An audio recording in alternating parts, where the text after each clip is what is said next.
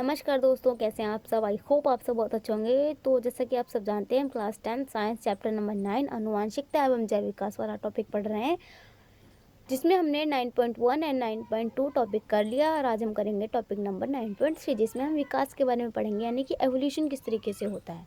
तो शुरू करते हैं। अगर आपने पिछले लेक्चर्स नहीं देखे तो आप एक बार जाकर उन्हें देख सकते हैं, ठीक है। तो विकास यानी कि एवोल्यूशन किस तरीके से होता है उसको हम समझेंगे। पहले मैं लाइन टू लाइन पढ़ूंगी और उसके बाद आपको समझाऊंगी, तो पेशेंस के साथ सुनते रहिएगा, ठीक है। विकास यानी कि एवोल्यूशन। हम जानते हैं कि जनन प्रक्रिया में विभिन्नता की प्रवृत्ति अंतर्निहित होती है, जो डीएनए प्रतिकृति में त्रुटियों एवं लैंगिक जनन दोनों से उत्पन्न होती है। जब भी लैंगिक प्रजनन होगा तो उसमें क्या होगा, जो भी बच्चा बनेगा या जो भी संतति बनेगी उसके अंदर विभिन्नता यानी कि वेरिएशंस, जैसे पेरेंट्स हैं बिल्कुल वैसे बच्चे नहीं बनते, कुछ ना कुछ वेरिएशंस आते हैं, यानी कि बदलाव आते हैं कि बच्चे बिल्कुल टू कॉपी अपने पेरेंट्स जैसे दिखाई नहीं देते या नहीं होते हैं। और वो किस लिए होता है, इसके दो मेजर कारण हैं। डीएनए प्रतिकृति में त्रुटि और लैंगिक प्रजनन के द्वारा जब सेल्स कंबाइन होते हैं, उनके न्यूक्लियस कंबाइन होते हैं, तब कुछ ना कुछ उनके अंदर गड़बड़ी हो जाती है, जिसकी वजह से बच्चे बिल्कुल सेम अपने पेरेंट्स जैसे नहीं होते। और दूसरा है डीएनए की प्रतिकृति, यानी कि जब डीएनए कॉपी होके पेरेंट्स से बच्चों के अंदर जाता है तो उसके अंदर कहीं ना कहीं कोडिंग होती है अलग अलग चीज़ों की। तो उन कोडिंग में पूरा चाहे सेम हो, लेकिन कुछ ना कुछ ऐसी जगहें होंगी जहाँ पर बिल्कुल सेम कोड्स नहीं बने होंगे डीएनए के, और जिसकी वजह से क्या होता है, वेरिएशंस आती हैं, यानी कि बदलाव आते हैं, विभिन्नताएं आती हैं। उसके बाद है जातीय उद्भव का विषय। जातीय उद्भव यानी कि जो एक स्पीसीज पहले से मौजूद है उसके अंदर कुछ बदलाव आएंगे और उसी से एक नई स्पीसीज बनेगी, उसको कहते हैं जातीय उद्भव। और इसको समझने के लिए एक लंबा सा एग्जाम्पल दिया गया है, उसको समझते हैं, ठीक है। तो हमें एज्यूम करना है, यानी कि मानना है। पहले क्या है, 12 लाल भृंगों का एक समूह है, वे हरी पत्ते वाली झाड़ियों में रहते हैं। उनकी समष्टि लैंगिक प्रजनन द्वारा वृद्धि करती है तथा विभिन्नताएं उत्पन्न हो सकती हैं। 12 लाल भृंग हैं, हरी झाड़ियों में रहते हैं, लैंगिक प्रजनन करते हैं और लैंगिक प्रजनन द्वारा ही अपनी समष्टि को, अपनी स्पीशीज़ को आगे बढ़ाते हैं। और हमें पता है लैंगिक प्रजनन करेंगे तो उनके अंदर कुछ ना कुछ वेरिएशंस आएंगी, ओके।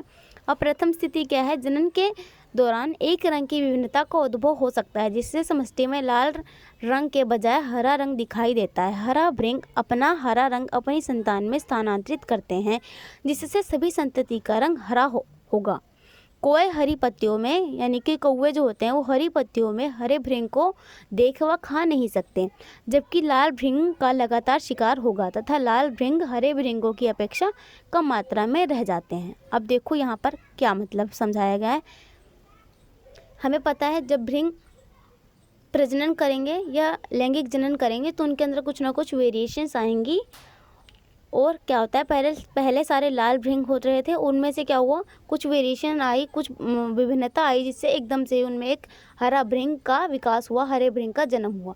तो अब क्या होगा, वो हरी पत्तियों झाड़ियों में रह रहे थे तो कौवे, वहाँ पर पेड़ पे कौवे भी रहते थे, तो वो कौवे क्या करेंगे, उन हरी पत्तियों में से, झाड़ियों में से लाल भृंग उन कौवों को आसानी से दिख जाएंगे, एकदम चटक रंग होता है लाल, तो उन लाल भृंगों को वो आसानी से खा जाएंगे।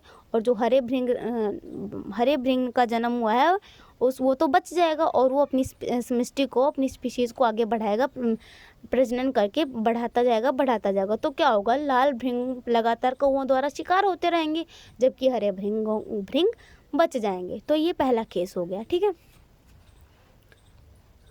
अब पहले छोड़ो इसको, मैं बाद में समझाऊंगी, ठीक है। अब दूसरी स्थिति क्या है, जन्म के समय एक रंग की विभिन्नता का उद्भव होता है। इस बार लाल रंग की जगह नीला रंग है, यानी कि वही सेम कंडीशन लेनी है। 12 लाल भृंग झाड़ियों में रह रहे हैं और लाल भृंगों में एकदम से ही कोई विभिन्नता आई और भृंगों में उनके जेनेटिक मटेरियल में कोई विभिन्नता आई और फिर उनमें से ही क्या हुआ, एकदम से कोई नीले रंग का भृंग का जन्म हो जाता है। पहले हरे रंग का हुआ था लाल में से, अब दूसरे केस में नीले रंग के भृंग का जन्म हुआ एकदम से ही, ठीक है, वेरिएशंस के कारण, विभिन्नताओं के कारण, ठीक है। ये भृंग अपना रंग अगली पीढ़ी में अगली संतानों में वंशानुगत कर देगा। जो भी इसकी आने वाली पीढ़ी होंगी वो नीला रंग अपनी आने वाली पीढ़ियों में ये भेजता रहेगा, ठीक है, जिससे इसकी सारी संतति नीली होंगी, ठीक है, कोई दिक्कत नहीं है इसमें। कोई नीले लाल भृंगों को खा सकते हैं, नीले भी खा लेंगे लाल भी खा लेंगे, दोनों दिख रहे हैं। हरे झाड़ियों में हरे तो नहीं दिख रहे थे, पर हरी झाड़ियों में नीले और लाल दोनों दिख रहे हैं, तो कौवे दोनों को खा लेंगे आसानी से। ये बात तो छोड़ दो अब कि वो दोनों को खा सकते हैं, इसमें बहुत कम खा सकते हैं। समष्टि का आकार जैसे जैसे बढ़ता है, जैसे जैसे उनकी समष्टि बढ़ती है, स्पीसीज बढ़ती है, उसमें बहुत कम नीले भृंग बच जाते हैं। कुछ ऐसा होता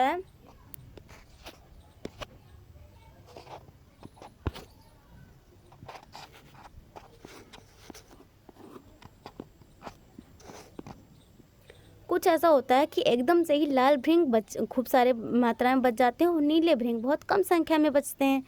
और अब क्या हुआ, अब होता है एक ट्विस्ट, यानी कि उन्हीं झाड़ियों में जहाँ पर नीले और लाल दोनों भृंग रह रहे थे, वहाँ पर एक हाथी आता है और हाथी पंजा अपना रख देता है, और बाई चांस हाथी का पंजा उस साइड ज़्यादा रह जाता है, मतलब वहाँ पे पड़ता है पंजा उसका जहाँ पर लाल भृंग ज़्यादा संख्या में थे, और इस कोने में थे नीले भृंग। तो ज़्यादा संख्या में कौन से भृंग मारे गए, लाल भृंग तो गए, लाल भृंग तो ख़त्म हो गए सारे। अब थोड़ी सी संख्या में कौन से भृंग बचे हैं, नीले भृंग बचे हैं। इनकी समष्टि धीरे धीरे बढ़ती है, अब नीले भृंग की संख्या अधिक होगी, ऑब्वियस सी बात है। यहाँ पर एक बहुत सारा झाड़ी थी और यहाँ पर सारे लाल भृंग थे, और एक हाथी आया, उसने पंजा रखा और लाल भृंग सारे मर गए। बहुत एक आध बच्चे, सिर्फ 2-3, और यहाँ पर 2-3 बचे नीले। तो यहाँ पर समझो ख़त्म ही हो गए, लाल वाले पूरे ख़त्म हो गए, नीले 2-3 बचे। तो क्या होगा, नीले वाले अब अपने रंग को आगे वंशानुगत करेंगे, और सारी जो स्पीशीज़ होंगी, संतति होंगी उनकी, वो नीले रंग की उत्पन्न होंगी। ठीक है, अब क्या हुआ इसको समझेंगे। ठीक है, दोनों केसेस में क्या हुआ उनको समझेंगे, ध्यान से समझना। पहले छोड़ो, यहीं से समझते हैं। प्रथम स्थिति में विभिन्नता एक सामान्य विभिन्नता बनी, क्योंकि इसमें उत्तरजीविता के लिए लाभ की स्थिति थी। यह एक प्राकृतिक चयन था, यानी कि नेचुरल सिलेक्शन था। नेचर ने सेलेक्ट किया कि हरे रंग के भृंग होंगे, और हरे रंग के भृंग झाड़ियों में छुप जाएंगे, और कौवे सिर्फ लाल भृंगों को खाएंगे। और कौवे क्या कर रहे हैं, नेचुरल सिलेक्शन कर रहे हैं। तो यहाँ पर रंग में परिवर्तन आना, आनुवांशिक रूप से जो रंग में परिवर्तन आया, उसने क्या किया, हरे रंग के भृंगों को बचा लिया, हरे रंग के भृंग बच गए, जबकि लाल रंग के भृंग खाए गए। किनके द्वारा, कौवों के द्वारा। प्राकृतिक चयन कौवे द्वारा किया गया, जितने अधिक कौवे होंगे उतने कम लाल भृंग होंगे, क्योंकि वे लाल भृंगों को आसानी से पहचान कर खा जाते हैं। अतः प्राकृतिक चयन भृंग समष्टि के विकास की ओर ले जा रहा है, यानी कि जो पहले केस में लाल में कई सारे लाल भृंगों में से एक हरे रंग का भृंग आया, उसने क्या किया, रंग में परिवर्तन आया ना उसके, तो उससे क्या हुआ, उसकी स्पीशीज समष्टि बच गई, हरे रंग वाले भृंगों की समष्टि बच गई, कि वो भाई उनका शुक्र है उनके रंग में परिवर्तन आ गया। अगर उनके रंग में परिवर्तन नहीं आता तो सारे कौवे लाल वाले भृंगों को खा जाते। अगर उनके अंदर वेरिएशंस ना आती, उनके अंदर विभिन्नता ना आती, तो उनके अंदर विभिन्नता आई, और जिसकी वजह से उनकी ज़िंदगी बच गई, उनकी उत्तरजीविता बच गई, उनका सर्वाइवल ज़्यादा अच्छा हो गया, वो हरी झाड़ियों में छुपे रहें। तो रंग में परिवर्तन आना उनके लिए बहुत फ़ायदेमंद रहा, नेचुरल सिलेक्शन के लिए से वो बच गए। जो कौवे उनको खा रहे थे ना, उससे वो बच गए कि उनके अंदर हरा रंग आ गया। अब दूसरे केस में क्या हुआ, दूसरी स्थिति में रंग परिवर्तन से अस्तित्व के लिए कोई लाभ नहीं हुआ, कुछ फ़ायदा नहीं हुआ कि ये नीले रंग का भृंग बना, तो उससे उनको क्या फ़ायदा हुआ, वो तो कुछ फ़ायदा नहीं हुआ उससे। यह मात्र संयोग ही था कि दुर्घटना के कारण एक रंग के भृंग बच गए। अगर समष्टि का आकार बड़ा होता तो हाथी का उस पर कोई प्रभाव नहीं पड़ता। अतः छोटी समष्टि में दुर्घटनाएं किसी जीन की आवृत्ति को प्रभावित कर सकती हैं, जबकि उनकी उत्तरजीविता के लिए कोई लाभ नहीं होता। अतः आनुवंशिक अपवाद का सिद्धांत है, जो कि किसी अनुकूलन के लिए भी विभिन्नता उत्पन्न करता है। यानी कि यहाँ पर क्या हुआ कि रंग में परिवर्तन हुआ, यानी कि लाल में से एक नीले रंग का भृंग बना, लेकिन उसने क्या किया, उनके सर्वाइवल के लिए कोई फ़ायदा नहीं हुआ उसका, वो भी मारा जाता। अगर वो बड़ी संख्या में होते ना लाल भृंग, थोड़ी संख्या में बचे थे ना वो, अगर नीले भृंग अगर ज़्यादा संख्या में तो हो सकता था कि वो हाथी का पैर उन नीले भृंगों को भी दबा देता, पर यहाँ पर वो कम संख्या में थे, इसलिए वो बच गए। तो यहाँ से हमें क्या पता चला कि हर बार नेचुरल सिलेक्शन, यानी कि आनुवंशिक अपवाद, यानी कि जो जेनेटिक वेरिएशंस आती हैं, वो ज़रूरी नहीं है कि हमेशा वो फ़ायदेमंद ही हों। कई बार ऐसा होता है कि जेनेटिक वेरिएशंस आ जाती हैं, लेकिन उनका सर्वाइवल के लिए कोई फ़ायदा नहीं होता है। तो इस टॉपिक से हमको इतना समझ आया कि जो आनुवंशिक रूप से जो बदलाव होते हैं, वो कई बार तो फ़ायदेमंद होते हैं और कई बार फ़ायदेमंद नहीं होते हैं। तो आज के लिए इतना ही। अगले टॉपिक को पढ़ेंगे अगली वीडियो में। Thank you so much, bye bye.